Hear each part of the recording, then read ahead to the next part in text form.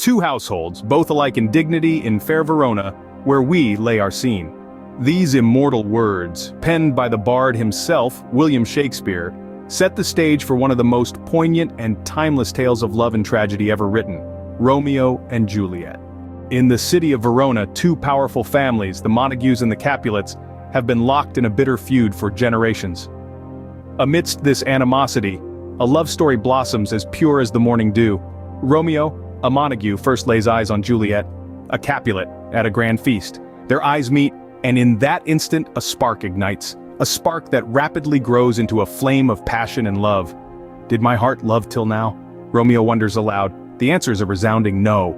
As the night deepens, Romeo, unable to bear the distance, stealthily infiltrates the Capulet orchard, hoping for a glimpse of his newfound love.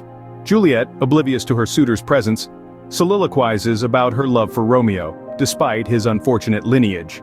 "Wherefore art thou Romeo?" she asks, not expecting an answer. Romeo, however, cannot resist revealing himself, and the two pledge their love for each other under the starlit sky. Their love, though fervent and pure, is a forbidden fruit, made sweeter by the danger it embodies. They resolve to marry in secret, with the help of Friar Lawrence, who hopes their union might end the feud between their families.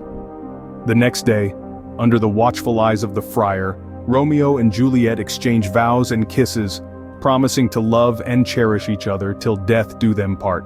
However, fate, it seems, has other plans. A fight breaks out between Mercutio, Romeo's best friend, and Tybalt, Juliet's cousin. Romeo tries to intervene, but in the ensuing chaos, Mercutio is fatally wounded.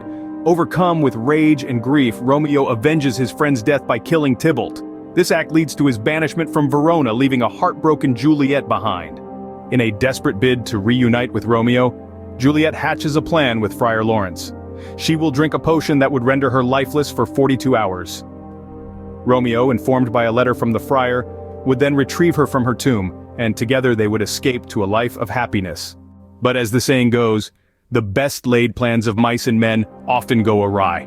The letter never reaches Romeo. Instead, he hears of Juliet's supposed death and in his despair purchases poison. He rushes to Juliet's tomb, intending to join his beloved in death. There he encounters Paris, Juliet's suitor, mourns at her grave. A fight ensues and Paris falls. Romeo, believing his love to be dead, drinks the poison and collapses next to Juliet. Moments later, Juliet wakes up to find Romeo lifeless beside her. Unable to bear the thought of living without him, she stabs herself with Romeo's dagger. Thus ends the tragic tale of Romeo and Juliet, two star-crossed lovers whose love was doomed from the start. Their death, however, is not in vain. The Montagues and Capulets, seeing the consequences of their feud, decide to bury their hatchet and live in peace. In the end, Romeo and Juliet's love story serves as a poignant reminder of the destructive power of hate and the redeeming power of love. As the curtain falls on their tale, we are left with the haunting words of the prince. For never was a story of more woe than this of Juliet and her Romeo,